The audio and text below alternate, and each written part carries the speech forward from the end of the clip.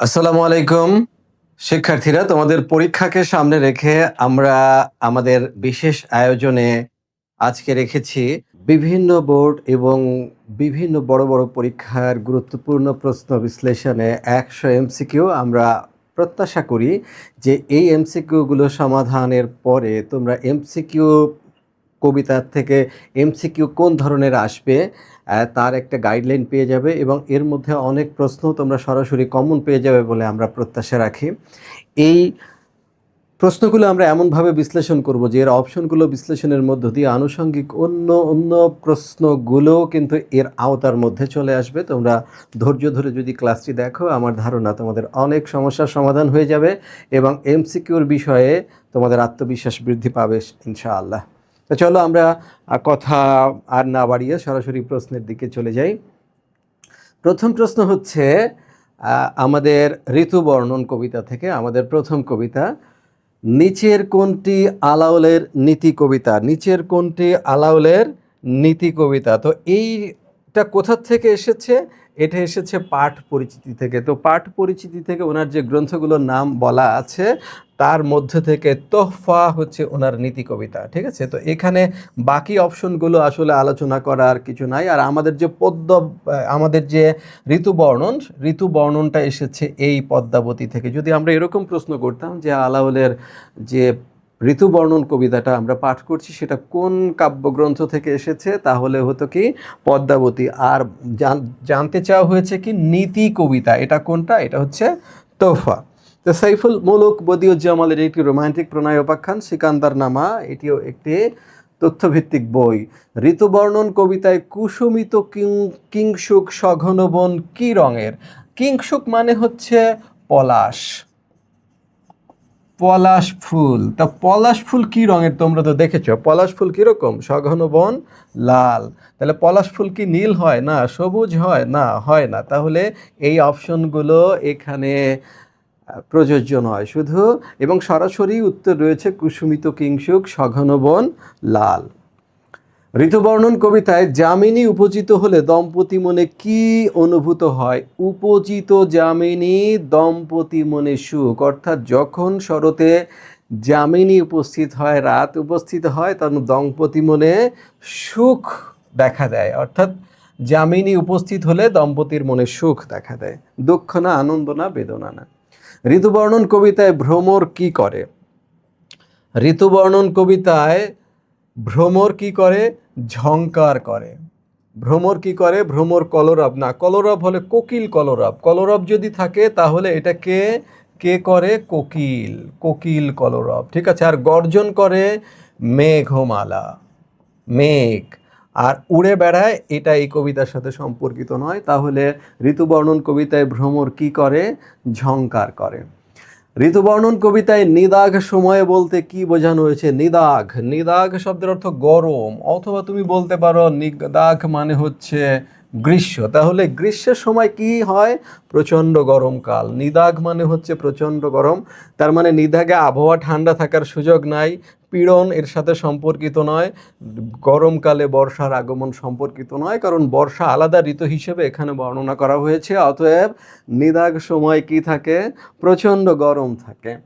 ঋতুবর্ণন কবিতায় কীটকুল কিভাবে রব করে? ঝংকারে ঝংকারে। কীটকুল পুনি ঝংকারে ঝংকারে, এইটা হবে। ভন ভন করে হবে না, ঢং ঢং করে হবে না, ছন ছন করে হবে না। এই দ্বিরুক্ত শব্দ, এই তোমার ধন্যাত্মক শব্দগুলো এই কবিতার সাথে সম্পর্কিত নয়। ঝংকারে ঝংকারে কীটকুল কোথায়?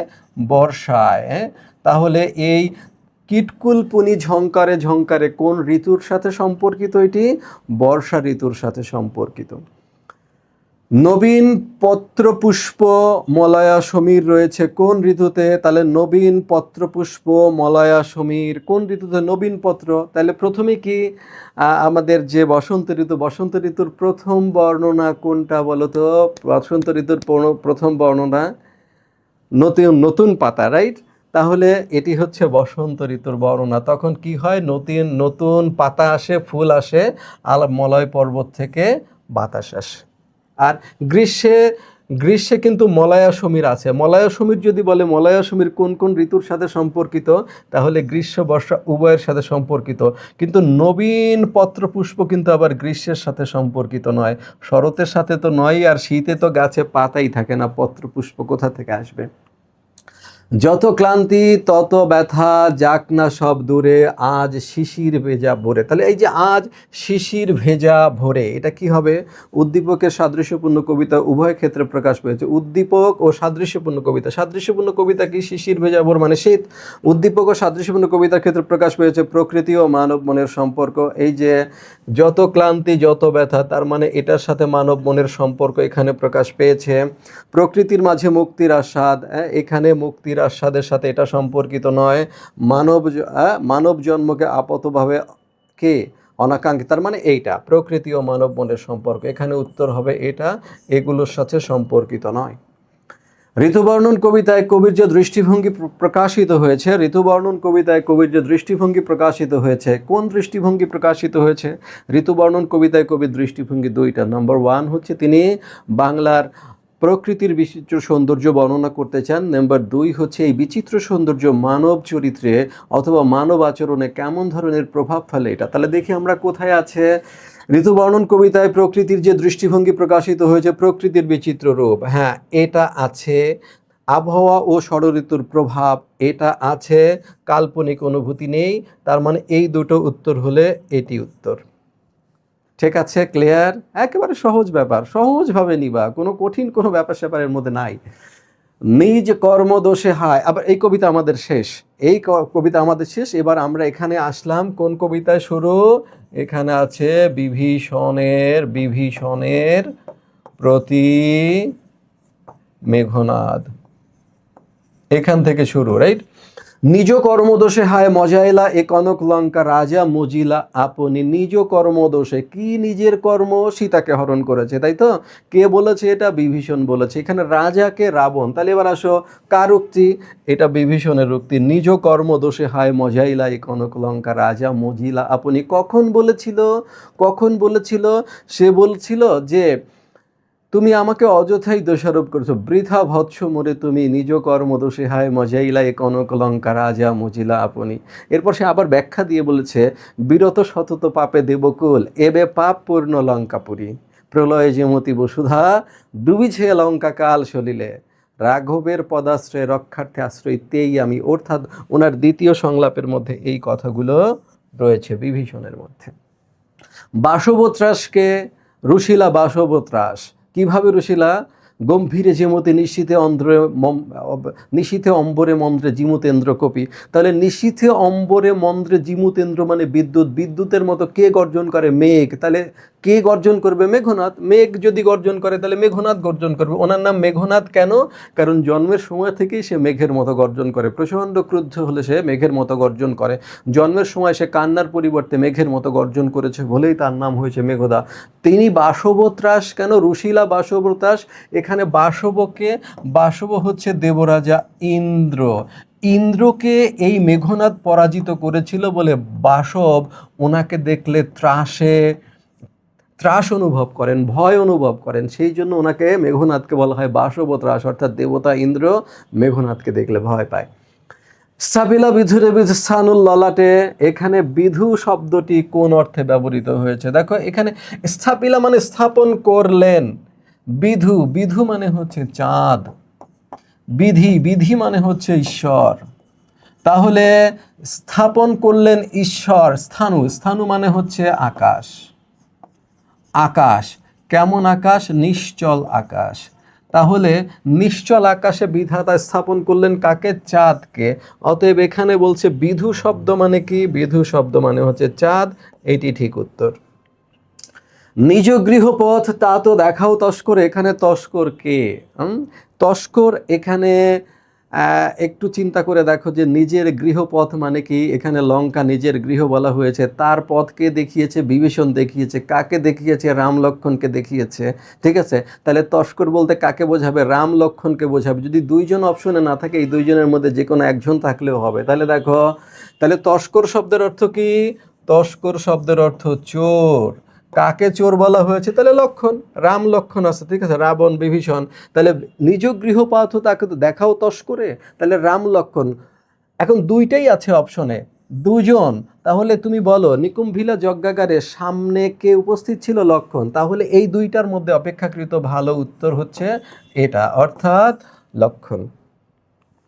বিভীষণের প্রতি মেঘনাদ কবিতায় রক্ষরথী কে? বিভীষণের প্রতি মেঘনাদ কবিতায় রক্ষরথী কে? দেখো এখানে রক্ষরথী মানে রক্ষসকুলের রথী, রথী মানে হচ্ছে রথচালক বা পরিচালক অথবা রাক্ষসকুলের ডিরেক্টর। কে? সে বিভীষণকে বলা হয়েছে। কে বলেছে? কে বলেছে? বলেছে মেঘনাদ যে কহ হে রক্ষরথী, এ কি মহারথী প্রথা? হ্যাঁ, নাহি শিশু লঙ্কাপুরে, শুনি না হাসিবে কথা। পরদোষে কে চাহে মজিতে উক্তিতে কাকে দোষারোপ করা হয়েছে? পরদোষে কে চাহে মজিতে বলছে নাহি দোষী আমি বৎস, বৃথা ভৎস মরে তুমি, নিজ কর্মদোষে হায় মজাইলা কনক লঙ্কা রাজা। তাহলে দোষী কে? রাজা। রাজাটাকে? রাবণ। তার মানে রাবণকে দোষারোপ করা হয়েছে। হ্যাঁ, তাহলে কে দোষারোপ করেছে? বিভীষণ দোষারোপ করেছে, ঠিক আছে।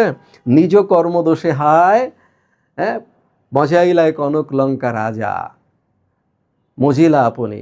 এবার কি বলেছে? প্রলয়ে যেমতি বসুধা ডুবিছে লঙ্কা, কাল সরিলে রাঘবের পদাশ্রয় রক্ষার্থে আশ্রমিতেই আমি, পরদোষে কে চাহে মজিতে। এই যে পরদোষে কে চাহে মজিতে, তাহলে দোষটা কার?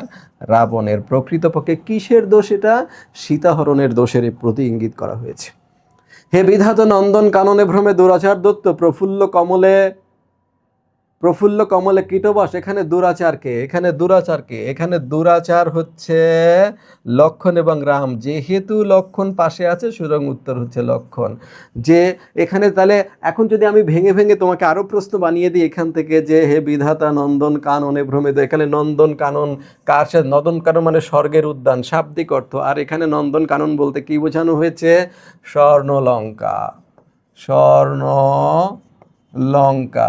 ভ্রমে দুরাচার দত্ত, তাহলে দুরাচার দত্ত কারা? এরা দুরাচার দত্ত, কিন্তু লক্ষণ যেহেতু সামনে আছে এই সুতরাং লক্ষণ হবে দুরাচার দত্ত। বিভীষণের প্রতি মেঘনাদের চরম ঘৃণা প্রকাশ পেয়েছে কোনটিতে? হে পিতৃব্য তব বাক্যে ইচ্ছে মরিবার। এটা কি ঘৃণা? কহ মহারথী, কি মহারথী পরা, নিজ নির্গুণ স্বজন শ্রেয় পর পর সদা, গতি যার নিজ সহ নিজ সে দুর্মতি। এটা দিয়ে চরম ঘৃণা প্রকাশ পেয়েছে যে তুমি নিকৃষ্ট হয়ে গিয়েছ। গতি, গতি মানে হচ্ছে চলাচল, নিজ সহ মানে এই নিচদের সাথে, নিজ সে দুর্মতি, তুমি এই নিকৃষ্টতার সাথে চলাচল করছো বলেই তুমি আরও অধিকতর নিকৃষ্ট হয়ে গিয়েছো। এটার মধ্যে দিয়ে তার ঘৃণা প্রকাশ পেয়েছে। নিকুম্ভিলা যজ্ঞাগারে মেঘনাদ যে দেবতার পূজারত অবস্থায় ছিল তার কে?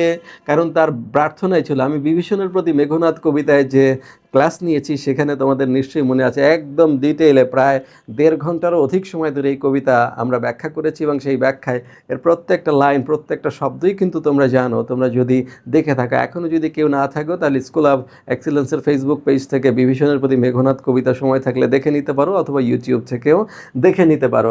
এখানে নিকুম্ভিলা যজ্ঞাগারে মেঘনাদ কোন দেবতার পূজা করে? অগ্নিদেবের পূজা করে। অগ্নিদেবের পূজা করলে কি হয়? সেখান থেকে রথ উত্থিত হয় এবং ওই রথে চড়ে যুদ্ধ করলে সে অজেয় হয়, অর্থাৎ কেউ তাকে যুদ্ধে হারাতে পারে না। মেঘনাদ লক্ষণকে কোথায় পাঠাতে চায়? কোথায় পাঠাতে চায় বলো তো? বলছে যে তুমি ছাড়ো পথ, আসিব ফিরি এখনই। তুমি আমার পথ ছেড়ে দাও, আমি এখনই ফিরে আসব। দেখিব কোন দেব বলে বিমুখে সমরে মরে সৌমিত্রী কুমতি। আমি আজকে দেখে নেব কোন দেবতার আশীর্বাদে সে আমাকে আজকে যুদ্ধ থেকে ফিরিয়ে রাখতে পারে। তাই তো? কোথায়? আমি পাঠাইব রামানুজে সমন ভবনে। সমন ভবন মানে কি? জমালয়ে। তার মানে কোথায় পাঠাতে চায়? সমন ভবনে। সমন ভবন মানে কি? জমালয়ে। জমালয় মানে হচ্ছে মৃত্যুর দুয়ারে পাঠাতে চায়। স্বদেশের উপকারে নাই যার মন, কে বলে মানুষ তারে পশু সেই জন। উদ্দীপকের ভাব বিভীষণের প্রতি মেঘনাদ কবিতার কোন চরিত্রের সাথে তুলনীয়? তাহলে স্বদেশের সাথে কে বিশ্বাসঘাতকতা করেছে? কে স্বদেশের উপকার করে নাই? নিজের জীবন বাঁচাতে কে স্বদেশের বিপক্ষে গিয়েছে? একমাত্র চরিত্র বিভীষণ। তাহলে এটাই ঠিক উত্তর। এরপর এটার আলোকে উদ্দীপকটির ভাবগত দিক থেকে বিভীষণের প্রতি মেঘনাদ কবিতার কোন অংশে ধারণ করে, কোন অংশ ধারণ করে? এই যে স্বদেশের উপকারে নাই যার মন, কে বলে মানুষ তারে পশু সেই জন। সেই জন্য বলছে দেখো, যায় কি সে কভু প্রভু পঙ্কিল সলিলে, এটার সাথে কিন্তু উদ্দীপকের মিল নাই।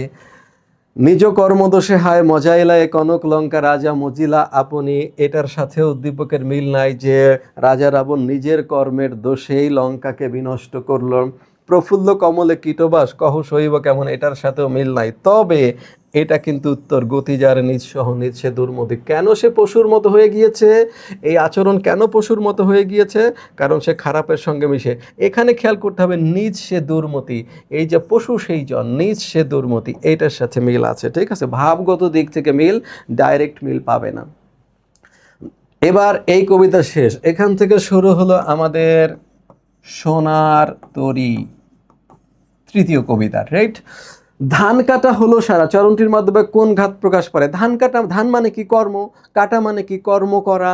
আর সারা মানে শেষ, তার মানে কর্মের জীবনের সমাপ্তি। কথা ঠিক? তাহলে দেখি এটা আমরা উত্তরে আছে নাকি। ফসলের কাজ সম্পন্ন হওয়া, বলছে কোন ভাব? ফসলের কাজ সম্পন্ন হওয়া, কর্মের পরিসমাপ্তি। এই যে উত্তর পেয়ে গিয়েছি, তার মানে আমাদের কর্মজীবনের পরিসমাপ্তি, অর্থাৎ মৃত্যুর মধ্য দিয়েই যে আমাদের কর্মের জীবনের পরিসমাপ্তি হয়, এই ভাব প্রকাশ পেয়েছে ধান কাটা হলো সারা এর মাধ্যমে। কর্মময় জীবন প্রকাশ পায় না, ফসল তোলার তারা প্রকাশ পায় না, এটি রূপক অর্থে ব্যবহৃত হয়েছে। পরপরে দেখি আঁকা তরু ছায়া মসিমাখা, এখানে মসিমাখা বলতে কি বোঝানো হয়েছে? মসিমাখা মানে হচ্ছে কালো রঙে ঢাকা, অর্থাৎ মৃত্যুর সময় কৃষক কোথাও যে কোনো আশার আলো দেখতে পাচ্ছেন না, সেই বিষয়টি বোঝানো হয়েছে। এবং সর্বত্র একটা নেতিবাচক পরিবেশ। তিনি নেতিবাচক পরিবেশটা কিভাবে এঁকেছেন দেখো, প্রথমেই শুরু করেছেন গগনে গরজে মেঘ ঘন বরষা, এটাও কিন্তু নেতিবাচক পরিবেশ। এবার বলেছে ঢেউ, এই যে তোমার চারিদিকে বাঁকা জল করিছে খেলা, এটাও কিন্তু নেতিবাচক পরিবেশ। তারপর থার্ড তিনি বললেন পরপারে দেখি আঁকা তরু ছায়া মসিমাখা গ্রামখানি মেঘে ঢাকা প্রভাতবালা। এই সবগুলো কি? নেতিবাচক ইঙ্গিত, অর্থাৎ আজকে যে তার রক্ষা পাওয়ার কোনোই উপায় নাই, সেই নেতিবাচক ইঙ্গিত প্রকাশ পেয়েছে তরু ছায়া মসিমাখা কথা দিয়ে। এই কালো রঙ, এটা শাব্দিক অর্থ, এটা উত্তর হবে না। মসি দ্বারা অস্পষ্ট, এটাও হবে না। মসি দ্বারা মাখা, এটাও হবে না। কেন কালি দ্বারা মাখা কেন হবে? এটার নেতিবাচক ইঙ্গিত, অর্থাৎ এই তিনটা বিষয়ের মধ্যে দিয়েই নেতিবাচক ইঙ্গিত প্রকাশ পায়। আবার বলি কোনটা? গগনে গরজে মেঘ ঘন বরষা, আরেকটা কি ওই যে স্রোতের যে উদ্দামতা, অর্থাৎ ঘূর্ণায়মান জলস্রোতের যে বিস্তার, আর একটা হচ্ছে তরু ছায়া মসিমাখা। ঠিক আছে, ওই যে চারিদিকে বাঁকা জল করিছে খেলা। এবার আসো সোনার তরী কবিতায় প্রভাতবেলা শব্দটির ভাবগত দিক হচ্ছে জীবনের শুরু, অর্থাৎ এই সোনার তরীর পর্ব হচ্ছে রবীন্দ্রনাথ ঠাকুরের যৌবনকাল, অর্থাৎ এই সময়। এই জন্যই তিনি বলেছেন যে গ্রামখানি মেঘে ঢাকা প্রভাতবেলা, অর্থাৎ শিল্পস্রষ্টা কবির এই চরম মুহূর্তেই তার জীবনের পরিসমাপ্তি ঘনিয়ে আসার ইঙ্গিত প্রদান করছেন তিনি। সোনার তরী কবিতায় মাঝির আচরণে কি প্রকাশ পায়? মাঝি দেখো, গান গেয়ে তরিবে কে আসে পারে, চরম দূর সময়, কিন্তু চরম, ওই যে গগনে গরজে মেঘ ঘন বরষা। তো এরকম সময় মাঝি নৌকায় নদীতে নিশ্চয়ই দুর্যোগময় পরিবেশ, তার মধ্যেও তার কি হচ্ছে? গান গেয়ে তরিবে কে আসে পারে। আচ্ছা, এরপর কৃষক কি বলছেন? দেখে যেন মনে হয় চিনি উহারে, কিন্তু এই যে কৃষকের দুর্গতি এবং দুর্দশার প্রতি মাঝির দৃষ্টিভঙ্গি কি? ভরা পালে চলে যায়, কোনো দিকে নাহি চায়। কোনো দিকে নাহি চায় মানে কি? কোনো কিছুর প্রতি তার আসক্তি নেই, কোনো কিছুর প্রতি তার আশঙ্কা নেই, মানে বিশেষ কোনো আবেগ নেই। এইটাই বলছে নিশ্চিন্ত নিরাবেগ নিরাসক্ত দৃষ্টি। এই যে নির্বিকারত্ব নিরাসক্তি, এটাই হচ্ছে উত্তর। চরম বাস্তবতা না আসলে এটা। এই যে মাঝির আচরণের প্রকাশ পায় নিরাসক্ত দৃষ্টিভঙ্গি, অর্থাৎ এই ধাবমান মহাকাল কোনো জিনিসের প্রতি আসক্তি রাখে না, মানুষের প্রতি তো নয়। সোনার তরী কবিতায় কৃষকের তরিতে নিয়ে যাওয়ার কারণ, হ্যাঁ, সোনার তরী কবিতায় কৃষককে তরিতে নিতে না যাওয়ার কারণ কি? তরিটি ছোট, ঠাই নাই ছোট সে তরি, রাইট? অপরিচিত বলে কোনো কথা নাই, মাঝির উদ্বিগ্ন থাকার এটার সাথেও একেবারেই মিল নাই। হ্যাঁ, দুর্যোগের কারণে এটার সাথেও মিল নাই, তার মানে হচ্ছে তরিখানি ছোট ছিল।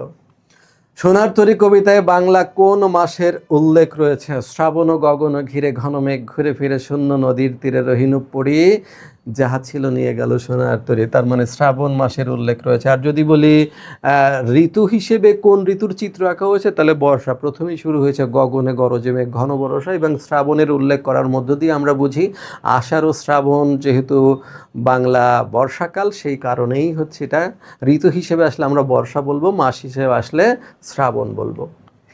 ব্যক্তি জীবনে কদরহীন এই উপলব্ধির ইঙ্গিত সোনার তরী কবিতার কোন চরণে রয়েছে? অর্থাৎ ব্যক্তি জীবন গুরুত্ব পায় না, ব্যক্তি জীবন মহাকালের তরীতে স্থান পায় না। এটা কি এপারেতে ছোট ক্ষেত আমি একেলা? না, এটার মধ্যে ব্যক্তি জীবনের গুরুত্বহীনতা বোঝায় না। শুধু তুমি নিয়ে যাও ক্ষণিক হেসে, এটার মধ্যে কিছুই বোঝায় না, গুরুত্ব বা গুরুত্বহীনতা বোঝায় না। সকলই দিলাম তুলে থরে বিথরে, অর্থাৎ আমি সব কিছু তুলে সাজিয়ে দিলাম, এর মধ্যেও কি ব্যক্তি জীবনের গুরুত্বহীনতার কোনো কথা আছে? নেই। এবার আছে শূন্য নদীর তীরে রহিনু পড়ি, এই হচ্ছে অর্থাৎ ব্যক্তি শূন্য নদীর তীরে পড়ে থাকবে, ব্যক্তির পরিণতি এই কথার মধ্য দিয়ে প্রকাশ পায়। অর্থাৎ ব্যক্তি কদরহীন, তার কর্মগুলো সোনার তরীতে মহাকালের সোনার তরীতে ঠাঁই পেলেও ব্যক্তির কোনো ঠাঁই হবে না। এই জন্য রবীন্দ্রনাথ বলেছেন, মহাকাল আমার কষ্টার্জিত যে উপার্জন সেটা লইয়া যায় খেয়া পারে, কিন্তু আমারে লয় না। সোনার তরী কবিতায় অন্তর্লীন হয়ে আছে কি, অর্থাৎ ভিতরে কি আছে? অন্তর্লীন, অর্থাৎ ভিতরে কি গভীরভাবে মিশে আছে সোনার তরী কবিতার? কি সমাজ দর্শন? না। প্রকৃতির সৌন্দর্য? একেবারেই না। যে কি আছে? প্রকৃতির সৌন্দর্য নয়, কি আছে? জীবন দর্শন। অর্থাৎ সোনার তরী কবিতার মধ্যে একটি জীবন দর্শন মিশে আছে। সোনার তরী কবিতায় যারে খুশি তারে দাও উক্তিতে প্রকাশ পেয়েছে। যারে খুশি তারে দাও মানে কি? কি যারে খুশি তারে দেবে? ওইখানে কবি কিন্তু বলেছে যে ওগো তুমি কোথা যাও কোন বিদেশে, বারেক ভিড়াও তরি কুলেতে এসে, যেও যেথা যেতে চাও, যারে খুশি তারে দাও। কি যারে খুশি তারে দিবা? শুধু তুমি নিয়ে যাও ক্ষণিক হেসে আমার সোনার ধান কুলেতে, অর্থাৎ আমার সোনার ধান তুমি যারে খুশি তারে বিলিয়ে দাও। তার মানে কর্ম ছড়িয়ে পড়ুক, কর্ম বিস্তৃত হোক, কর্মের প্রতি তার যে ভালোবাসা সেটাই প্রকাশ পেয়েছে। তাহলে কি হবে? মহাকাল অনন্ত অসীম, এটার সাথে যারে খুশি তারে দেওয়ার মিল নাই। তাহলে সৃষ্টি বাঁচার আকুতি, সৃষ্টির মাঝে এটা হতে পারে, এটা হতে পারে। তার মানে সৃষ্টির মাঝে বাঁচার আকুতি আর সৃষ্টির প্রতি গভীর ভালোবাসা, যারে খুশি তারে দাও। অর্থাৎ যে সভ্যতার মানুষের কাছে তুমি পারো আমার কর্মগুলো পৌঁছে দাও। কর্মের প্রতি ভালোবাসা থেকেই কৃষকের এরকম আকুতি বা শিল্পসৃষ্টা কবির এরকম প্রার্থনা প্রকাশ পেয়েছে। এবার এখান থেকে শুরু হলো আমাদের চতুর্থ কবিতা, বিদ্রোহী। শির নেহারি আমারই নতশির ওই শেখর হিমাদ্রি। শির নেহারি, এখানে নেহারি মানে কি? নেহারি মানে হচ্ছে দেখে। বিদ্রোহী কবিতা কিন্তু খুব কঠিন কবিতা। এটা তোমরা এই যে স্কুল অফ এক্সিলেন্সের পেজ থেকে অথবা ইউটিউব থেকে তোমরা বিদ্রোহী স্কুল অফ এক্সিলেন্স লিখলে আমার কবিতাটাই চলে আসবে, আমি যেটা পড়িয়েছি সেটাই চলে আসবে। একদম তুমি ক্লিয়ার হয়ে যেতে পারবা যদি তোমার হাতে সময় থাকে। শির নেহারি, নেহারি মানে দেখে। আমারই, আমারই মানে কার? আমরা, আমাদের ব্যক্তির। নতশির ওই শিখর হিমাদ্রির চরণটিতে মূলত কি প্রকাশ পেয়েছে? এটার মধ্যে দিয়ে কি তীব্র আত্মবিশ্বাস প্রকাশ পায়? না। প্রবল অহংকার প্রকাশ পায়? চরম দুঃসাহস প্রকাশ পায়? বিপুল প্রত্যাশা? না, চরম অহংকার প্রকাশ পায়। কারণ হচ্ছে কবি এখানে অহংকারী হতে চান। অহংকারী মানুষই হচ্ছে শক্তিমান, অর্থাৎ তিনি এমন এক অস্তিত্ব, তিনি এমন এক আমি শক্তির জাগরণ চান, তাকে দেখে হিমালয় পর্বত মাথা নত করে। এই অহংকারী মনোভাব, এই ইতিবাচক অহংকারী মনোভাবই হচ্ছে কবিতার মূল প্রাণবিন্দু। এক হাতে বাঁকা বাঁশের বাঁশরি আর হাতে রণতুর্য, তার মানে বাঁকা বাঁশের বাঁশরি এইটুকু হলো প্রেম, রণতুর্য এইটুকু হলো বিপ্লব। তার মানে প্রেম আর বিপ্লবের সমন্বয় ঘটেছে এই কবিতায়। তার মানে এখানে কবির কোন সত্তা? প্রেম ও দ্রোহ। দ্রোহ মানে বিপ্লব, এই যে প্রেম, এই হলো দ্রোহ। ঠিক আছে। এবং এইটা খ নম্বর প্রশ্ন হিসেবে এই কবিতার মধ্যে সবচেয়ে ভালো, যে মম এক হাতে বাঁকা বাঁশের বাঁশরি আর হাতে রণতুর্য, এই চরণটি ব্যাখ্যা করো। তাহলে তোমাকে জ্ঞানমূলকে লিখতে হবে কবির বিদ্রোহী ও প্রেম সত্তার যৌথ প্রকাশ ঘটেছে এখানে। তারপর প্রেম কোথায় কোথায় আছে আর বিদ্রোহ কোথায় কোথায় আছে কবিতার মধ্যে সংক্ষিপ্ত আলোচনা দিতে হবে। আমি চক্র মহাশঙ্খ, আমি ড্যাশ প্রচণ্ড, শূন্যস্থানে কি হবে? আমি বিপ্লব প্রচণ্ড, আমি উল্লাস প্রচণ্ড, প্রণবনাদ প্রচণ্ড, প্রণব প্রচণ্ড, কি হবে বলো তো?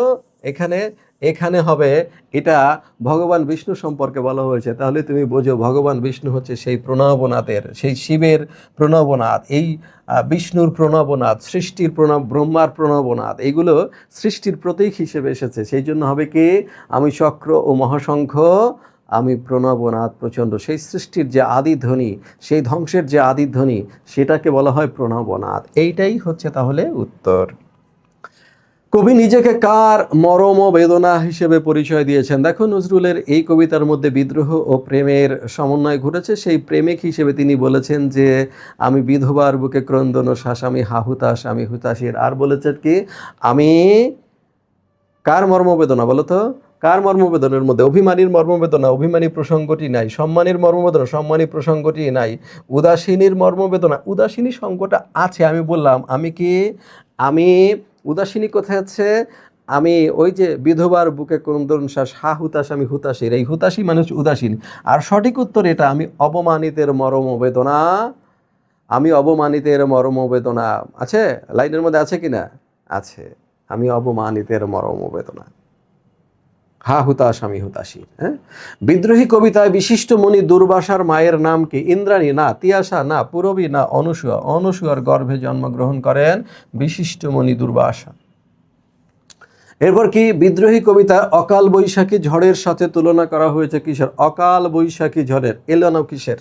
হ্যাঁ, আইনের, মহাপ্রলয়ের, নটরাজের নৃত্যের? না, এলোকেশ। আমি এলোকেশ ঝড় অকাল বৈশাখীর, আমি এলোকেশ ঝড় অকাল বৈশাখী। অর্থাৎ নজরুলের এলোমেলো চুল থেকেই যেন শক্তি নির্গত হয়ে সেই কালবৈশাখী ঝড়ের মতো অপশক্তির সমস্ত ভিত নড়বড়ে করে দিবে, এটা তিনি বলতে চান। এবার কি, বিদ্রোহী কবিতায় তরবারি সদৃশ অস্ত্র বিশেষকে কি নামে অভিহিত করা হয়? কৃপান। খড়গ মানে হচ্ছে বলি দেওয়ার ভারী অস্ত্র বিশেষ, আর কৃপান হচ্ছে অসি বা তরবারি বিশেষ। তার মানে কিঠার? কুঠার তো হবে না, হল হবে না। হল শব্দের অর্থ লাঙল, হল শব্দের অর্থ লাঙল। কুঠাল শব্দের অর্থ হচ্ছে কুড়াল, ঠিক আছে? আর খড়গ মানে কি? বলি দেওয়া অবলিক যুদ্ধের ভারী অস্ত্র, ঠিক আছে? তাহলে কৃপান মানে হচ্ছে অসি বা তরবারি। এই অস্ত্র বিশেষের সাথে তরবারির সাথে কৃপানের সাদৃশ্য রয়েছে। বিদ্রোহী কবিতায় কবি নিজেকে কার সুত হিসেবে পরিচয় দিয়েছেন? দেখো, এইখানে যে উত্তর বলো, দুর্বাসার পুত্র সে বলেন নাই, তিনি বলেছেন আমি ইন্দ্রাণী সুত। তার মানে কার সুত? সুত মানে কি? সুত মানে হচ্ছে পুত্র। কার পুত্র? ইন্দ্রাণীর পুত্র। ইন্দ্রাণীর পুত্রের নাম কি? জয়ন্ত। তার মানে কবি নজরুল নিজেকে জয়ন্ত বলে দাবি করেছেন। এটা তো, কিন্তু অপশনে আরেকটা বিষয় থাকতে পারে, সেটা হচ্ছে নজরুল এই কবিতায় দুইবার পুত্র বলে দাবি করেছেন। একবার বলেছেন আমি ইন্দ্রাণী সুত, হাতে চাঁদ ভালে সূর্য। দ্বিতীয় বলেছেন আমি কার? আমি কার কার পুত্র বলো তো? আর একবার কার পুত্র? তিনি বিধাতার পুত্র বলে কিন্তু নিজেকে ঘোষণা করেছেন, ঠিক আছে? দেখবা এই কবিতার প্রথম পেজের শেষ দিকে তিনি নিজেকে বিধাতার পুত্র বলেও ঘোষণা করেছেন। তাহলে যদি বলে তিনি কার সুত বলেছেন? তিনি ইন্দ্রাণী সুত বলেছেন, আর তিনি বিধাতার সুত বলেছেন। বিশ্বামিত্রের পুত্র বলেন নাই, প্রবঞ্চন, এটা কবিতার মধ্যেই নাই, এটা একদম বাতিল অপশন। এরপরে বিদ্রোহী কবিতায় কোন চরণে কবির কোমল হৃদয়ের পরিচয় পাওয়া যায়? আমি এলোকেশ ঝড় অকাল বৈশাখীর। কালবৈশাখী কখনো কোমল হইতে পারে না। আমি ইসরাফিলের সিঙ্গার মহাহুঙ্কার, যে মহাসিঙ্গার হুঙ্কারে পৃথিবী ধ্বংস হয়ে যাবে, সেটা কখনো কোমল হতে পারে না। আমি পথিক কবির গভীর রাগিনী, এইটাই হচ্ছে কোমল রূপ। তার মানে হচ্ছে আমি পরশুরামের কঠোর কুঠার। তো কঠোর তো বলাই আছে, তাহলে এটা কোমল কি করে হয়? তাহলে আমি পথিক কবির গভীর রাগিনী, বেনু বিনে গান গাওয়াই, যে বাঁশির কোমল সঙ্গীত, যে সমস্ত মরমী সাধক কবিদের কোমল সঙ্গীত, এটাই হচ্ছে নজরুলের কোমল ও ভালোবাসাপূর্ণ রূপের পরিচয়। আরও ব্যাখ্যা করতে পারি, ভিডিও অনেক বড় হয়ে যাবে, প্রত্যেক লাইন ধরে ধরে আমি ব্যাখ্যা করতে পারি, এইটা কখন বলছে, এটা কখন বলছে, এটা প্রশ্নের সাথে সম্পর্কিত নয় বলে আমরা করছি না। বিদ্রোহী কবিতায় কবি কাজী নজরুল ইসলামের বিদ্রোহী সত্তার উৎস হলো, তিনি কোথা থেকে নিয়েছেন? তিনি পুরাণ থেকে বিদ্রোহী সত্তার উৎস নিয়েছেন। পুরাণ থেকে কাদের কাদের নিয়েছেন? নটরাজ নিয়েছেন, বিষ্ণু নিয়েছেন, বলরাম নিয়েছেন, বিশ্বামিত্র নিয়েছেন, দুর্বাসা নিয়েছেন, এদেরকে নিয়েছেন। ইতিহাস থেকে নিয়েছেন, হ্যাঁ, চেঙ্গিসকে নিয়েছেন তিনি ইতিহাস থেকে, চেঙ্গিস। বেদুইনকে নিয়েছেন। ঐতিহ্য থেকে নিয়েছেন, ঐতিহ্য থেকেও তিনি নিয়েছেন। অর্থাৎ তিনি বিভিন্ন ঐতিহ্য, সেটা শুধু ইন্ডিয়ান মিথোলজির ঐতিহ্য না, তিনি গ্রিক মিথোলজির ঐতিহ্য থেকে নিয়েছেন।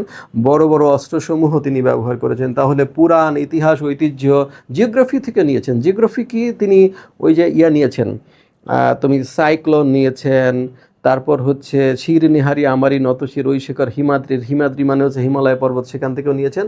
তাহলে এই উপরের সবগুলোই ঠিক, সবগুলো থেকে তিনি নিয়েছেন। তাহলে এইগুলোর সাথে কিন্তু সম্পর্কিত নয় উত্তর শেষেরটা। ঘুম চুমু দিয়ে করি নিখিল বিশ্বের নির্জম। আচ্ছা, ঘুম চুমু এগুলো কি কখনো বিধ্বংসী রূপের প্রমাণ বহন করে? করে না। তাহলে তো আমি বুঝতেই পারছি শান্তি প্রতিষ্ঠা করতে চান, ঘুমাতে চান।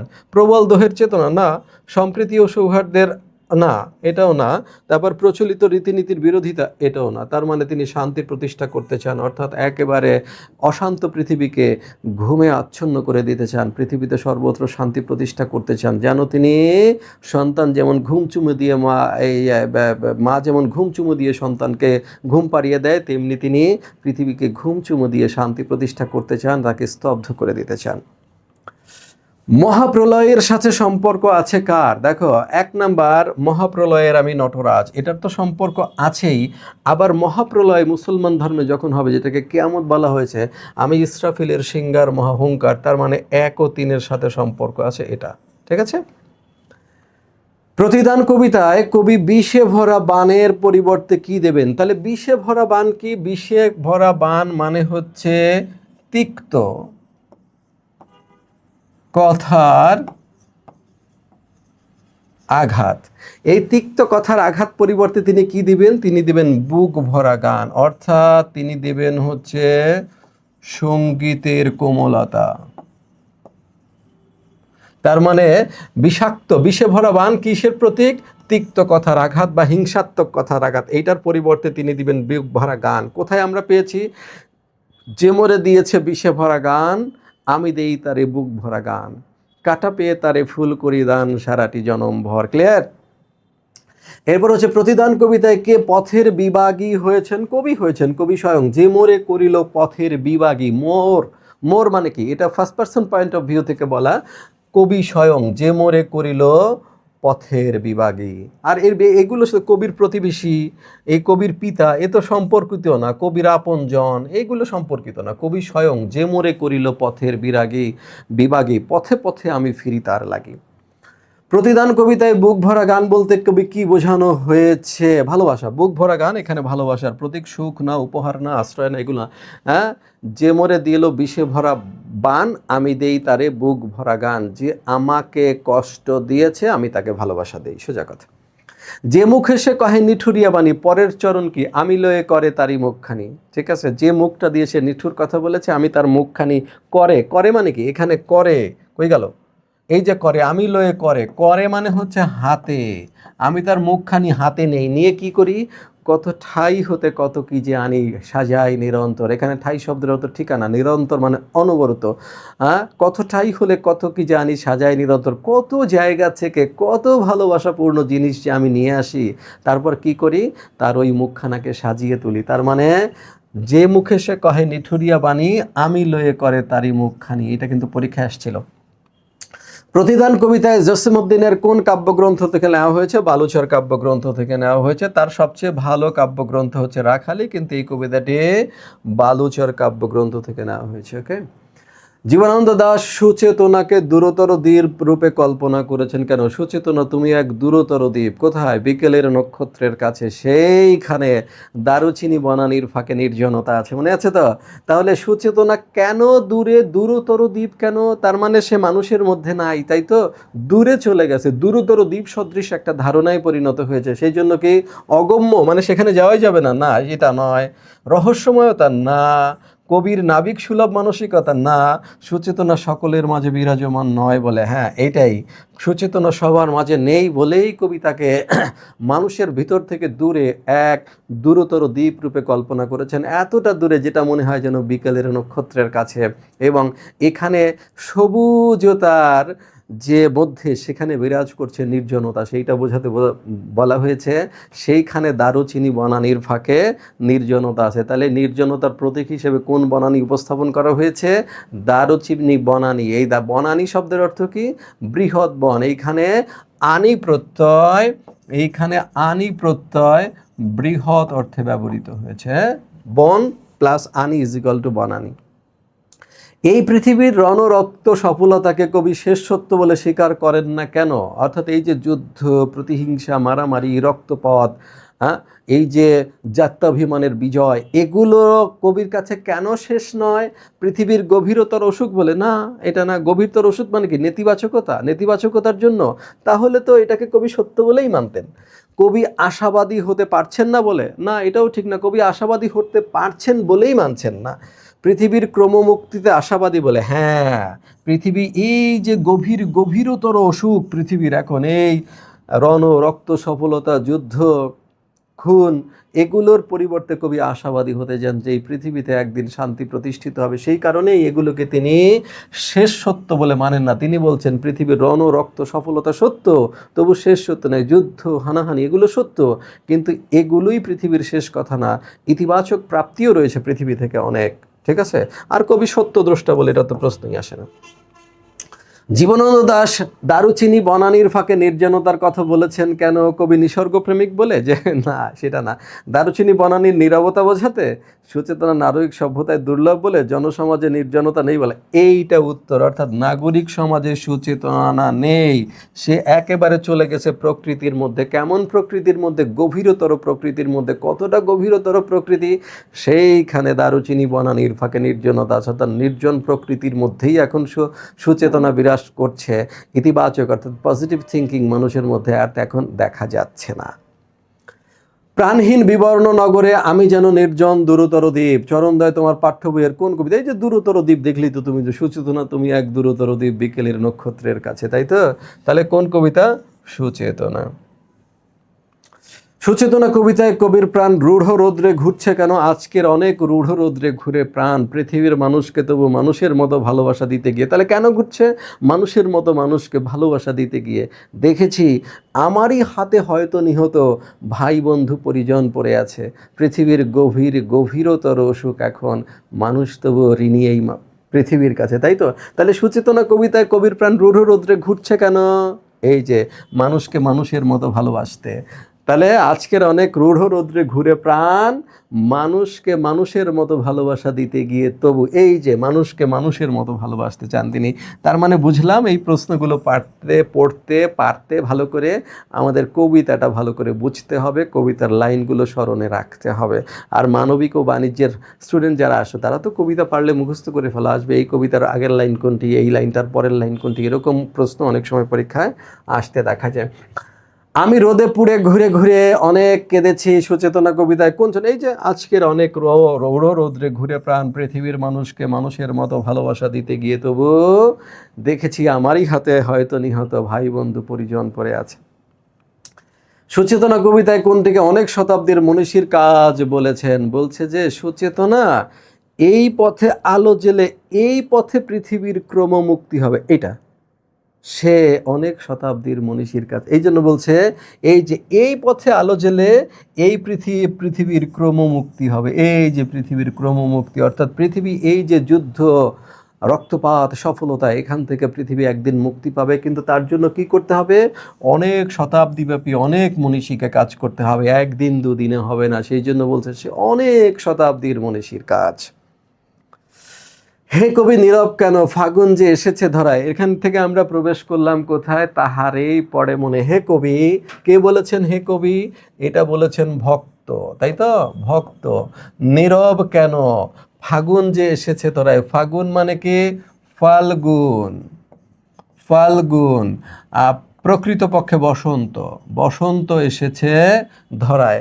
বসন্তে বরিয়া। নীরব কেন? এখানে নীরব বলতে কবির কেমন অবস্থা প্রকাশ পেয়েছে? তারপরে জীবন সম্পর্কে উদাসীনতা, ঘুমিয়ে থাকা, শীতের চাদর মুড়ি দিয়ে থাকা, কাব্য গান রচনায় সক্রিয় না থাকা। এই যে কাব্য ও গান রচনায় তিনি সক্রিয় নন, সেই জন্য যেহেতু তিনি সবসময় কাব্য গান লিখতে সক্রিয় থাকেন, বিশেষ করে বসন্ত যখন তার সৌন্দর্য নিয়ে উপস্থিত হয় তখন কবি সুরে ছন্দে তাকে ফুটিয়ে তুলতে সচেষ্ট হন। কিন্তু ভক্ত দেখতে পেলেন প্রকৃতিতে বসন্ত এসেছে, কবি তবুও তিনি কাব্য ও গান রচনায় সক্রিয় নন। সেই কারণে বলছে কবি নীরব কেন।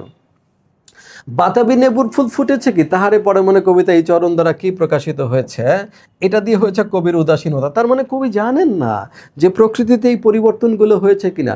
তিনি ভক্ত যখন বলেছে হে কবি নীরব কেন, ফাগুন যে এসেছে ধরায়, তার মানে ভক্ত তো কনফার্ম প্রকৃতিতে বসন্ত এসেছে। বসন্তে বরিয়া তুমি লবে নাকি তব বন্দনায়, তখন কিন্তু সে এতটা উদাসীন, সে বলেছে দক্ষিণ দুয়ার গেছে খুলি।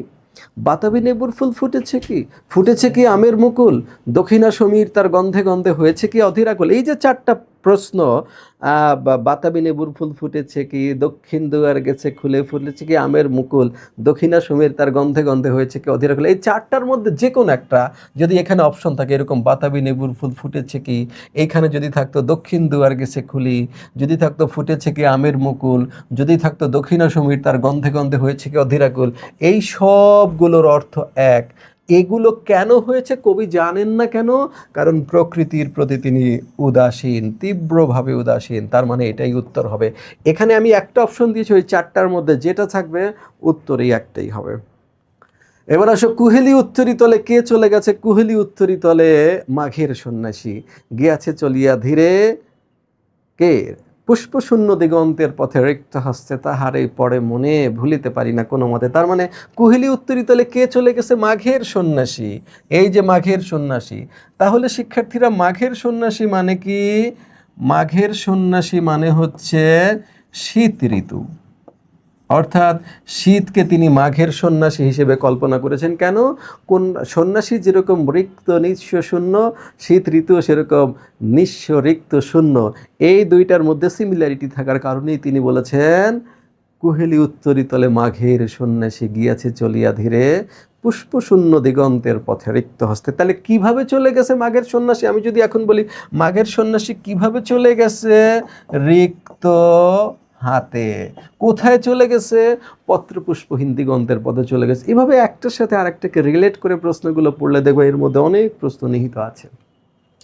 তাহারে পড়ে মনে কবিতাকে গন্ধে অধীর আকুল হয়েছে। তাহলে আমি বলি যে দক্ষিণ দুয়ার গেছে খুলি, বাতাবি নেবুর ফুল ফুটেছে কি, ফুটেছে কি আমের মুকুল, দক্ষিণা সমীর তার গন্ধে গন্ধে হয়েছে কি অধীর আকুল। তাহলে কে গন্ধে অধীর আকুল হয়েছে, দক্ষিণা সমীর। এই যে দক্ষিণা সমীর, সমীর মানে কি বাতাস, তাহলে দক্ষিণা সমীর মানে কি দক্ষিণ দিক থেকে আসা বাতাস। তাহারে পড়ে মনে, কবিতায় কবি গান রচনা না করলেও বসন্ত ঋতু এসেছে কেন, কবিই বলেছেন। সে বলেছে ওগো কবি অভিমান করেছি তো কি তাই, যদিও এসেছে তবু তুমি তারে করিলে বৃথায়। তারপর সে বলছে বৃথা কেন, ফাগুন বেলায় ফুল কি ফোটেনি শাখে। এর আগে দেখো সে বলেছে যে আমি গান গাই নাই, তাতে সমস্যা কি, তাতে কি বসন্ত আসে নাই, বসন্ত তো ঠিকই এসেছে। বলছো কহিল সে পরম হেলায়, হ্যাঁ কহিল সে পরম হেলায়, ফাগুন বেলায় ফুল কি ফোটেনি শাখে, পুষ্পারতি রবে কি ঋতুর রাজন, মাধবী কুড়ির বুকে গন্ধ নেই করে নেই সে অর্ঘ্য বিরোচন। ঠিক আছে, এবার বলছে দেখো তাইলে কবি ভক্তের আহ্বানে দক্ষিণা বাতাস বয়ে যায় প্রকৃতির অমোঘ নিয়মে। তাহলে ঠিকঠাক প্রকৃতির নিয়মে ঠিক ঠিকই আসবে, প্রকৃতির বুকে ফুলও ফুটবে, ঠিক বাতাবি নেবুর ফুলও ফুটবে, আমের মুকুলও ফুটবে। কবি যদি গান না গান, বলছে তাতেও তো বসন্ত বসে থাকবে না, তুমি যেমন বললা তেমন বসন্ত তো ঠিকই এসে পড়েছে। অতএব আমি গান গাই বা না গাই তাতে কী এসে যায়, তার স্বাভাবিক নিয়মে প্রকৃতির অমোঘ নিয়মে বসন্ত তো ঠিকই এসেছে। আমি তো গান গাইলাম না, তুমি তো বলছো বসন্ত এসেছে, সুতরাং আমি এখন গান গাইলি কি না গাইলি কি।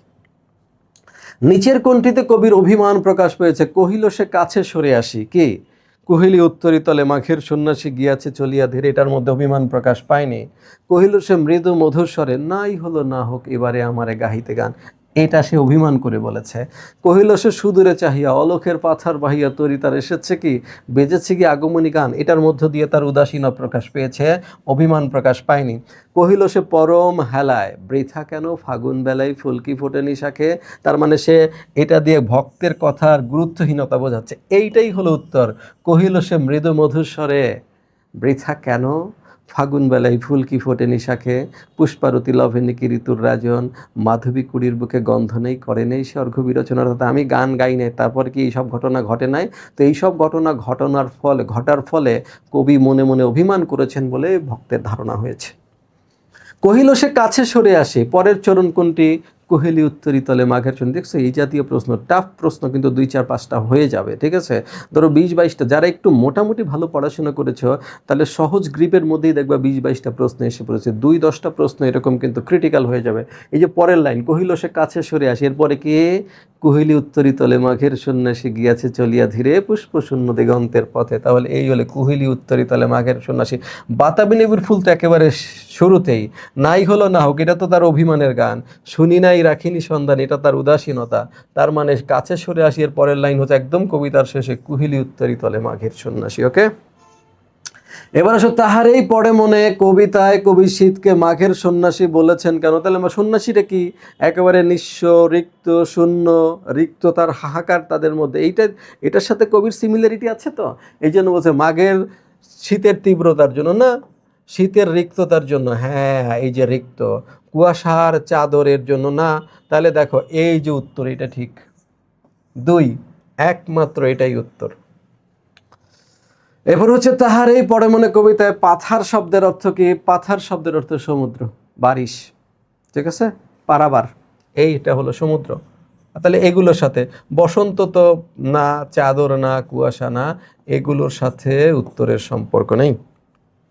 ফররুখ আহমদের কবিতায় প্রধানত কোন বিষয়ে প্রকাশ পায়? প্রেম ও প্রকৃতি, ইসলামী আদর্শ জীবনবোধ, রাজনৈতিক বিদ্রোহ, শহুরে জীবন। ইসলামী আদর্শ জীবনবোধ। ফররুখ আহমদকে এই জন্য মুসলিম রেনেসার কবি বলা হয়, অর্থাৎ মুসলিমরা আবার পুনরায় জাগ্রত হবেন এবং জাগ্রত হয়ে মুসলমানদের স্বর্ণযুগ ফিরিয়ে আসবেন। তার দেখবা সাত সাগরের মাঝি সহ আরও অনেক লেখায় তুমি এই জাতীয় বিশ্বাসবোধ পাবে। জীবনের পথে পথে অভিজ্ঞতা কুড়ায় প্রচুর। কারা জীবনের পথে পথে অভিজ্ঞতা কুড়িয়েছে? জলদস্যুরা, জলদস্যু। কোথায়? সমুদ্র পথে। চরণটি দিয়ে কি বোঝায়? পদ্মার ভয়ঙ্কর রূপ নেহি, মানুষের সংগ্রামী জীবন নেহি, সমুদ্রের সৌন্দর্য না, জলদস্যুদের অভিজ্ঞতা। হ্যাঁ, জীবনের পথে পথে তারা প্রচুর অভিজ্ঞতা করেছে। বলছে অনেক ঘূর্ণিতে ঘুরে পেটের সমুদ্রের স্বাদ, জীবনের পথে পথে অভিজ্ঞতা কুড়ায় প্রচুর। ঠিক আছে? তারা কি হয়েছে? কেঁপেছে তোমাকে দেখে জলদস্যু দুরন্ত হারমাদ। এই যে জলদস্যু দুরন্ত হারমাদ, এরা তোমাকে দেখে কেঁপে উঠেছে, যদিও তাদের অভিজ্ঞতা প্রচুর সমুদ্রের পথে পথে। তাহলে এটাই হচ্ছে উত্তর, ঠিক আছে? তাহলে এগুলো উত্তর নয়। পরেরটা যাই। পদ্মা কবিতায় ঢের সমুদ্রের স্বাদ বলতে কি বোঝানো হয়েছে? অনেক অভিজ্ঞতা। ঢের সমুদ্রের স্বাদ মানে হচ্ছে অনেক সমুদ্রের অভিজ্ঞতা। এই মানে বলি সমুদ্রে ভ্রমণের অনেক অভিজ্ঞতা।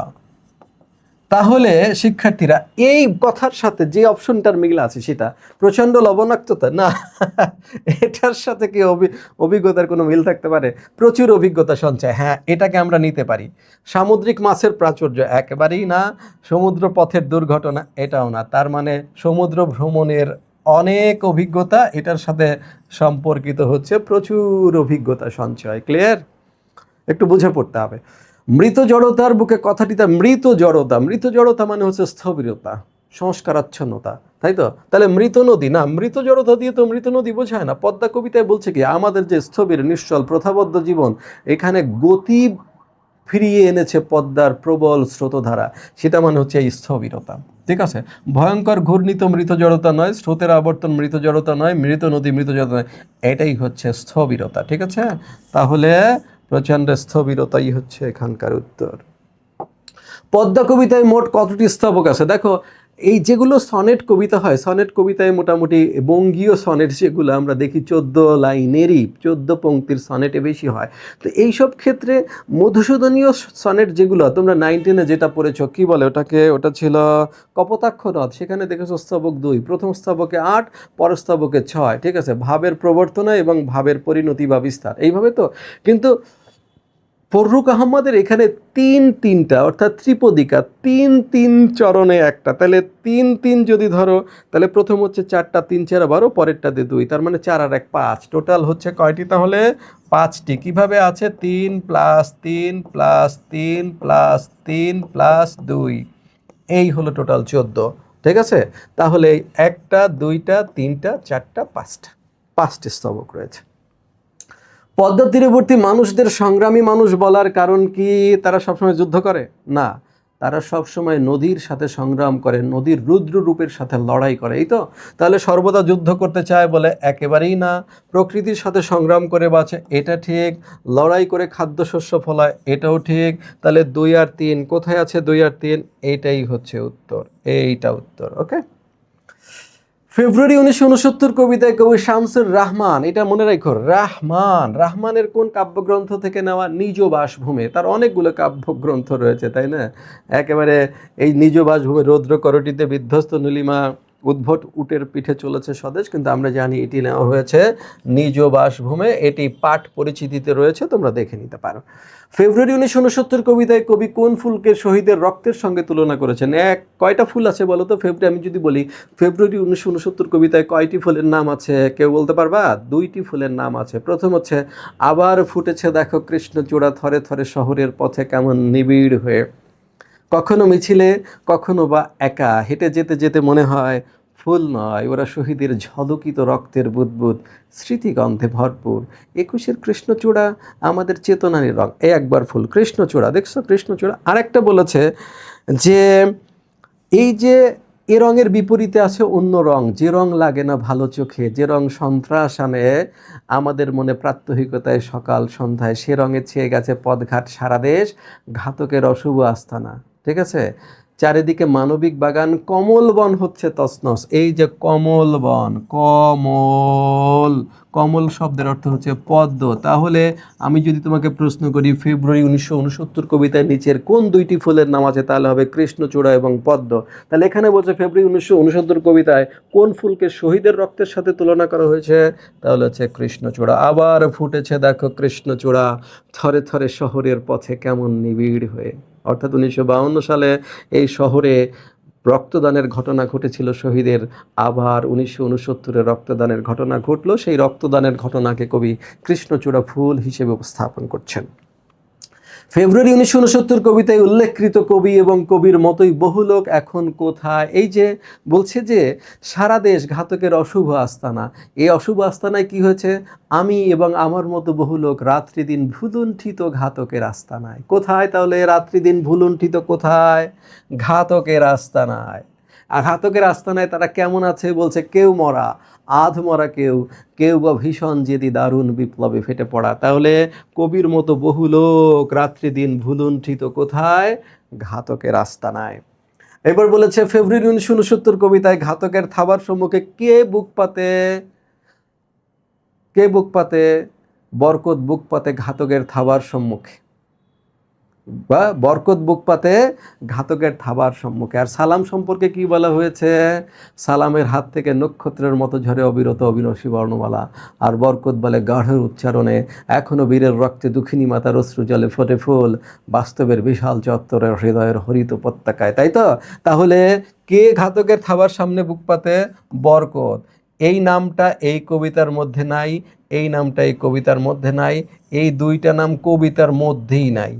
তাহলে উত্তর হচ্ছে এটা। ফেব্রুয়ারি 1969 কবিতায় কমলবন হচ্ছে তছনছ বলতে কি বোঝানো হচ্ছে? যে বললাম 2টা ফুলের নাম আছে, দেখো এই একটা, এই যে কমলবন, এই যে কমলবন হচ্ছে তছনছ। তাহলে কমলবন কার বলো তো? কার প্রতীক? সরস্বতীর প্রতীক। সরস্বতী কিসের দেবী? বিদ্যার দেবী। সরস্বতী পবিত্রতার প্রতীক, সরস্বতী মানবিকতার প্রতীক, তাই তো? তাহলে কমলবন হচ্ছে তছনছ, তার মানে মানবিকতার জগৎ ধ্বংস হচ্ছে। এটা স্বাধীনতা হারিয়ে যাচ্ছে না, নিপীড়ন চলছে না, ব্যাপক হত্যাকাণ্ড চলছে না, অর্থাৎ বিদ্যা, সৃজনশীলতা, মানবিকতা এটা ধ্বংস হচ্ছে। এটিই হচ্ছে উত্তর। কমলবন তাহলে মানবতার প্রতীক। এখনো বীরের রক্তে, এখানে কি হবে? বীরের রক্তে। দুঃখিনী মাতার দুঃখিনী মাতার অশ্রু জলে ফোটে ফুল, বাস্তবের বিশাল চত্বরের হৃদয়ের হরিত উপত্যকায়। তাহলে কার রক্তের কথা বলা হয়েছে? বীরের রক্ত। এখানে বীর বলতে কাকে বোঝানো হয়েছে? বাংলার সন্তানদের বোঝানো হয়েছে। আর মাতা বলতে দেশমাতৃকাকে বোঝানো হয়েছে। কিন্তু ক্লিয়ার? তাহলে এখানে হবে বীরের আর মাতার। এবার পরের প্রশ্ন, ফেব্রুয়ারি 1969 কবিতার হৃদয়ের হরিত উপত্যকা বলতে, হৃদয়ের হরিত উপত্যকা বলতে বলো যেন হচ্ছে সবুজ দেশ। হরিত, হরিত শব্দের অর্থ সবুজ। হরিত মানে হচ্ছে সবুজ। হৃদয়ের হরিত উপত্যকা মানে হচ্ছে সবুজ পূর্ব বাংলাকে বোঝানো হয়েছে। হৃদয় খণ্ডের মতো সবুজ, হৃদয়ের মতো, হ্যাঁ, হৃদয় খণ্ডের মতো গুরুত্বপূর্ণ এই সবুজ ভূখণ্ডকে বলানো হয়েছে হরিত উপত্যকা। নেক্সট, কার চোখ আজ আলোচিত ঢাকা? সালামের চোখ আজ আলোচিত ঢাকা, সালামের চোখ আজ তরুণ শ্যামল পূর্ববঙ্গ। তাহলে এখানে বলা যে কার চোখ আজ আলোচিত ঢাকা, উত্তর সালামের। এখানে যদি প্রশ্ন করা হতো কার চোখ আজ তরুণ শ্যামল পূর্ব বাংলা, তাহলেও হতো সালামের। সুকান্ত ভট্টাচার্য কোন পত্রিকার কিশোর সভা অংশের প্রতিষ্ঠাতা ও আজীবন সম্পাদক ছিলেন? বলতো কোনটা কোনটা কোনটা? সবুজপত্র? না, সবুজপত্র প্রমথ চৌধুরী। সওগত নাসির আলী। আকাল? আকাল হচ্ছে তিনি একটা কাব্যগ্রন্থ প্রকাশ করেছিলেন ফেসিবাদ বিরোধী ইসের সাথে, তার মানে হচ্ছে এটাও নয়। তাহলে কোনটা হবে? দৈনিক স্বাধীনতা। 18 বছর বয়স কোন পরিস্থিতিতে জীবন কাটায়? 18 বছর বয়সের নেই ভয়, পদাঘাতে চায় ভাঙতে পাথর বাঁধা। তারপর আর কি হতে পারে? ভালো মন্দে কাটায়, দুর্যোগের। 18 বছর বয়স বাঁচে দুর্যোগে আর ঝড়ে। এই যে দুর্যোগে আর ঝড়ে, 18 বছর বয়স বাঁচে দুর্যোগে আর ঝড়ে। 18 বছর বয়সের মানুষ থরো থরো কাঁপে কেন? 18 বছর বয়সের মানুষ বেদনায় কাঁপে থরো থরো। বলছে 18 বছর বয়স কাঁপে বেদনায় থর। এ বয়সে কানে আসে কত মন্ত্রণা। এই যে বেদনায় কাঁপে থরো থরো, দুঃখে, রাগে, উত্তেজনায়। বলছে এই বয়সটি উত্তেজনার, কিন্তু প্রশ্ন হচ্ছে 18 বয়সের মানুষ থরো থরো কাঁপে কেন? বেদনায় থরো থরো কাঁপে। রাগে এখানে নাই, দুঃখ, এ বয়সে আঘাত আসে, কিন্তু দুঃখের কথাটা সরাসরি কবিতার মধ্যে নাই। তাহলে উত্তর হচ্ছে বেদনায় থরো থরো। 18 বছর বয়স কিসে উকি দেয়? 18 বছর বয়সে কিসে উকি দেয়? 18 বছর বয়স কি উকি দেয় বলো? ভয়, প্রচণ্ড ভয় উকি দেয় না। 18 বছর বয়সে ভয় উকি দেয় না। অসহ্য দুঃখ উকি দেয় না। এ বয়সে বিরাট দুঃসাহসেরা দেয় যে উকি। প্রথম বলছে 18 বছর বয়সকে দুঃসাহস, স্পর্ধায় নেয় মাথা তোলবার ঝুঁকি। 18 বছর বয়সেই অহরহ বিরাট দুঃসাহসেরা দেয় যে উকি। এই যে এখান থেকে তুমি পাবা প্রথম, অর্থাৎ চতুর্থ লাইনে এই কথাটা আছে। 18 বছর বয়সের নেই ভয়, পদাঘাতে চাই ভাঙতে পাথর বাঁধা। 18 বছর, তাহলে বিরাট দুঃসাহসেরা দেয় যে উকি। 18 বছর বয়স কিসের বেগে চলে? বাষ্পের বেগে, স্টিমারের মতো চলে। 18 বছর বয়স কিসের বেগে চলে? বাষ্পের বেগে, স্টিমারের মতো চলে। বলছে 18 বছর বয়সের নেই ভয়, পদাঘাতে চায় ভাঙতে পাথর বাঁধা। হ্যাঁ, তারপর বাষ্পের বেগে স্টিমারের মতো চলে, 18 বছর বয়স জানে না কাদা। এই যে বাষ্পের বেগে, বাষ্পের বেগে চলে। আর যদি বলতো কিসের মতো চলে, কিসের মতো চলে, তাহলে হতো স্টিমারের মতো চলে, স্টিমারের মতো চলে। আর কিসের বেগে চলে? বাষ্পের বেগে চলে। 18 বছর বয়স কবিতাটি কোন ছন্দে রচিত? তাহলে তুমি একটু দেখো, 18 বছর বয়সের নেই, 18 বছর বয়সের নেই ভয়, পদাঘাতে চায় ভাঙতে পাথর বাঁধা। 6 + 6 + 6 + 2, 6 + 6 + 2, তার মানে হচ্ছে তুমি দেবা যে কবিতার মূল পর্বের মাত্রা সংখ্যা 4, 5, 6, 7, 8, এখানে মূল পর্বের মাত্রা সংখ্যা 6, অতএব এটি হচ্ছে মাত্রাবৃত্ত ছন্দ। ওকে। মুক্তির প্রতীক হয়ে উপস্থাপিত হয়েছে একটি বিশেষ শব্দবন্ধ। বলছে কিংবদন্তি কবিতায় কবির প্রত্যাশিত মুক্তির প্রতীক হয়ে উপস্থাপিত হয়েছে একটি বিশেষ শব্দবন্ধ। শব্দবন্ধটি হচ্ছে কবিতা। কোথা থেকে আসছে এটা? কোথায় পাবা? এটা আছে পাঠ পরিচিতির চতুর্থ লাইনে আছে। পাঠ পরিচিতি, আমার যতদূর মনে পড়ে যেটা পাঠ পরিচিতির মধ্যে চতুর্থ লাইনের দিকে আছে। কেমনে আমার মনে থাকলো? কারণ আমি 2-1 দিন আগেই হচ্ছে এই কিংবদন্তি শব্দটি, কবিতাটি পড়িয়েছি। তোমরা যারা দেখতে চাও তারা সেই যেভাবেই বললাম কিংবদন্তির কথা বলছি, স্কুল অফ এক্সেলেন্স লিখে ইউটিউবে সার্চ দিলে পেয়ে যাবো। আমি কিংবদন্তির কথা বলছি কবিতায়। কবি বিচলিত স্নেহ বলতে বোঝাচ্ছেন স্বজনের উৎকণ্ঠা, অর্থাৎ মুক্তি প্রত্যাশী মানুষের অমঙ্গল আশঙ্কায় তাদের স্বজনদের মধ্যে যে উৎকণ্ঠা, সেই উৎকণ্ঠাকে বলা হচ্ছে বিচলিত স্নেহ। তাহলে এটা কোনটা আছে? স্নেহের অভাব না আপনজনের স্নেহ। এই যে আপনজনের উৎকণ্ঠা, আপনজনের উৎকণ্ঠা হচ্ছে বিচলিত। বিচলিত মানে হওয়া হলো স্নেহ, বিচলিত মানেই হচ্ছে উৎকণ্ঠা। উৎকণ্ঠার মধ্যে। তাহলে আপনজনের উৎকণ্ঠা অর্থাৎ মুক্তিপ্রত্যাশী মানুষের স্বজনদের তাদেরকে নিয়ে যে অনিবার্য শঙ্কা, সেই শঙ্কার কথাটি এখানে বলা হয়েছে। কাকে প্রবাহমান নদী পুরস্কৃত করবে? দেখো এখানে 4টা কথা বলা আছে, এই 4টা কথাই মনে রাখবা। তাহলে এখানে উত্তর হচ্ছে যে মৎস্য লালন করে প্রবাহমান নদী তাকে পুরস্কৃত করবে, মৎস্য লালন করে, ঠিক আছে। তাহলে সে গাভীর পরিচর্যা করে তাকে কি করবে? তাকে কি করবে? জননীর আশীর্বাদ তাকে দীর্ঘায়ু করবে, দীর্ঘায়ু। এটার সাথে দীর্ঘায়ুর সম্পর্ক। যে কর্ষণ করে সে কি করবে? ফসলের ভাণ্ডার, ফসলের ভাণ্ডার তাকে সমৃদ্ধ করবে। যে কর্ষণ করে শস্যের সম্ভার তাকে সমৃদ্ধ করবে, শস্যের সম্ভার পাবে। আর যে নৌকা চালায় এটা নাই, এটা কবিতার সাথে নাই। ওখানে 4টা কথা আছে, আমি তোমাকে বলি। যে কর্ষণ করে শস্যের সম্ভার তাকে সমৃদ্ধ করবে, দ্বিতীয় যে মৎস্য লালন করে প্রবাহমান নদী তাকে পুরস্কৃত করবে, তৃতীয় যে গাভীর পরিচর্যা করে জননীর আশীর্বাদ তাকে দীর্ঘায়ু করবে, চতুর্থ যে লৌহখণ্ডকে প্রজ্বলিত করে ইস্পাতের তরবারি তাকে সশস্ত্র করবে, ঠিক আছে। তার মানে তোমার এখানে জানতে চাও যে প্রবাহমান নদী কাকে পুরস্কৃত? যে মৎস্য লালন করে তাকে করবে। যদি বলতো যে শস্যের সম্ভার কাকে সমৃদ্ধ করবে? যে কর্ষণ করে তাকে সমৃদ্ধ করবে। যদি বলা হতো ইস্পাতের তরবারি কাকে সশস্ত্র করবে? তার উত্তর হবে যে লৌহখণ্ডকে প্রজ্বলিত করে। যদি বলে কে দীর্ঘায়ু লাভ করবে, তাহলে তোমাকে বলতে হবে যে গাভীর পরিচর্যা করে। এই 4টা কিন্তু মনে রাখো। ঘুরে ফিরে অনেক বোর্ডে, অনেক টেস্ট পরীক্ষার গুরুত্বপূর্ণ কলেজে কিন্তু এই প্রশ্ন এসেছে। এই দেখো এই আসছে, ইস্পাতের তরবারি কাকে সশস্ত্র করবে? তাহলে যে লৌহখণ্ডকে প্রজ্বলিত করে, তাই তো। কাজ করলে ইস্পাতের, চাষ করলে ইস্পাতের তরবারি কোথায় পাবে? লৌহখণ্ডকে প্রজ্বলিত করতে হবে, তাই তো। তাহলে উত্তর কোনটা? উত্তর হচ্ছে এই যে লৌহখণ্ডকে প্রজ্বলিত করে। যুদ্ধে যায়, তার সাথে যুদ্ধে গেলে তরবারি কোথায় পাবে? যে মৎস্য পালন করে সে তরবারি কোথায় পাবে? তরবারি পেতে হলে তরবারি বানাতে হবে। কেমনে বানাতে হবে? এই লৌহখণ্ডকে প্রজ্বলিত করে বানাতে হবে। এবার বলছে যে কবিতা শুনতে জানে না সে কি শুনবে? পাখির কলকাকলি ছিল, জীবনেও শুনবে না। যে কবিতা শুনতে জানে না, কবিতা এখানে মুক্তির প্রতীক। আর যার মধ্যে মুক্তির আকাঙ্ক্ষা নেই সে নেতিবাচকভাবে ধ্বংসপ্রাপ্ত হবে। এই নেতিবাচকভাবে ধ্বংসপ্রাপ্ত মানে হলো ঝড়ের আর্তনাদ শুনবে, ঠিক আছে। সে ঝড়ের আর্তনাদ শুনবে। এই কলের গান, অস্ত্রের শব্দ এগুলো কিছুই না, সে ঝড়ের আর্তনাদ শুনবে। আর ঝড়ের আর্তনাদ মানে হচ্ছে ধ্বংসের চিহ্ন, সে ধ্বংস হয়ে যাবে। আমি কিংবদন্তির কথা বলছি কবিতায়। যে পুত্রগণের কথা বলা হয়েছে তারা কেমন? বলছে দীর্ঘদেহ পুত্রগণ। আমি তোমাদের বলছি, আমি আমার মায়ের কথা বলছি, ভাইয়ের যুদ্ধের কথা বলছি, বোনের মৃত্যুর কথা বলছি। তারা কেমন? দীর্ঘদেহ পুত্রগণ। তাহলে এই যে দীর্ঘদেহী পুত্রগণ, এখানে দীর্ঘদেহী পুত্রগণ মানে কি বাঙালি সন্তানরা বড় বড়? না, সুদীর্ঘ ইতিহাস ও ঐতিহ্যের চেতনা বহনকারী সন্তানেরা, তাদেরকে বলা হয়েছে দীর্ঘদেহী পুত্র। কবি কেন তার পূর্বপুরুষের কথা বলছেন? পূর্বপুরুষ সাহসী ছিল বলে, নিপীড়িত হয়েছেন বলে, জমিদার ছিল বলে?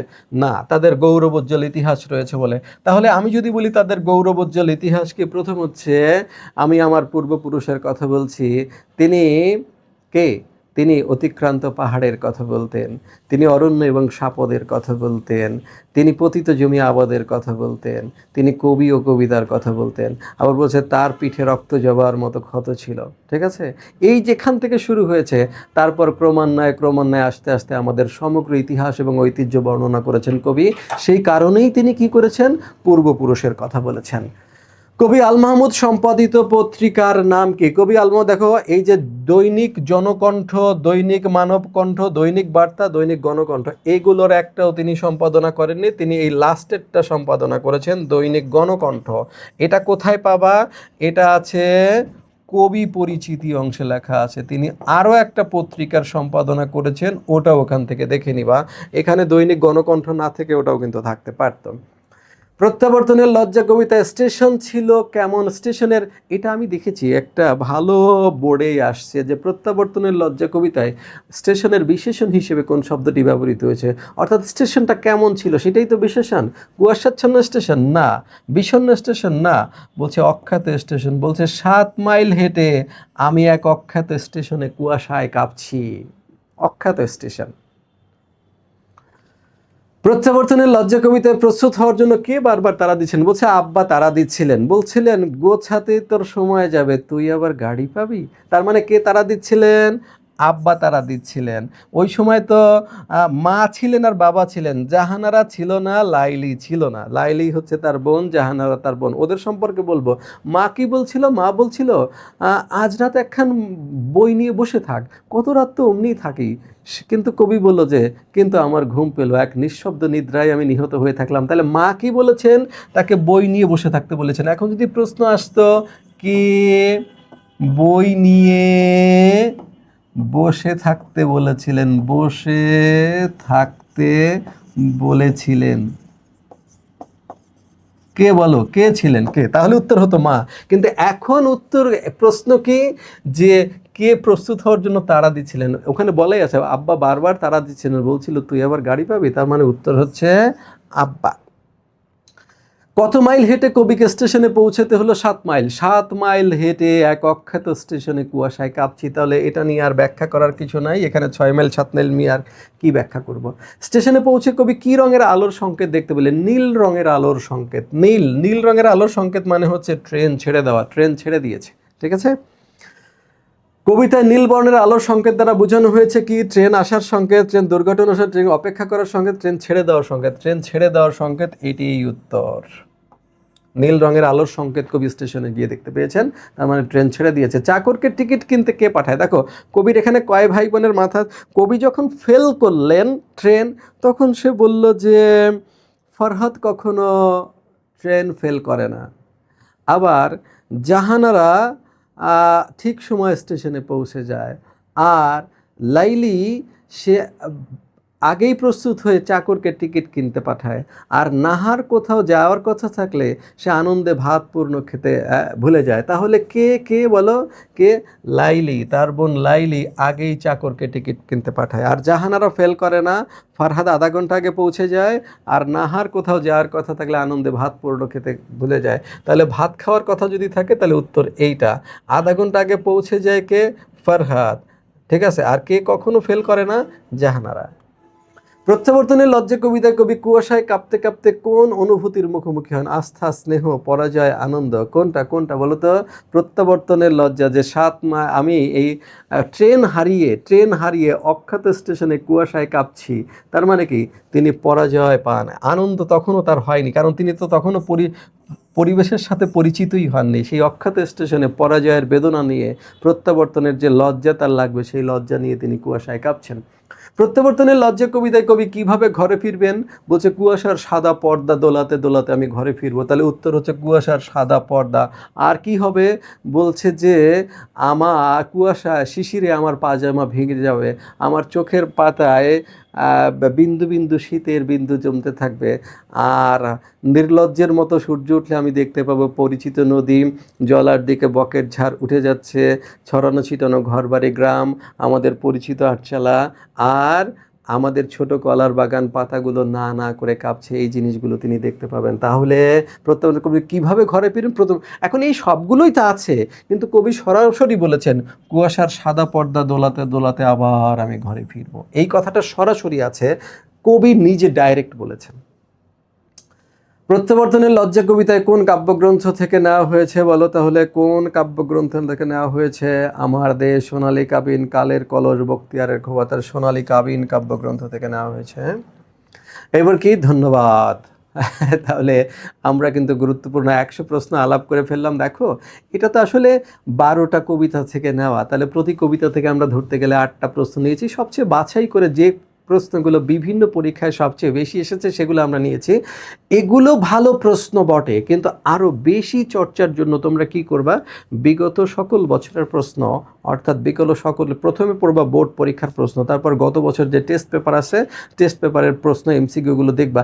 এই সবগুলো দেখা তোমার একদিনের কাজ। তাহলে 12টা কবিতার জন্য তুমি একদিন সময় দিবে না? নিশ্চয়ই তোমার দেওয়া উচিত। ঠিক আছে? যারা একেবারেই পড়াশোনা করো নাই তারা এই স্লাইড দেখো এবং এই অন্তত বিগত পরীক্ষার বোর্ড প্রশ্নগুলো দেখো, তাহলেও তুমি মোটামুটি ভালোভাবে ফেস করে আসতে পারবা। তোমাদের পরীক্ষা সামনে, তোমাদের জন্য দোয়া থাকলো, আমার জন্য দোয়া করো। তোমাদের সার্বিক সাফল্য কামনা করি। আসসালামু আলাইকুম।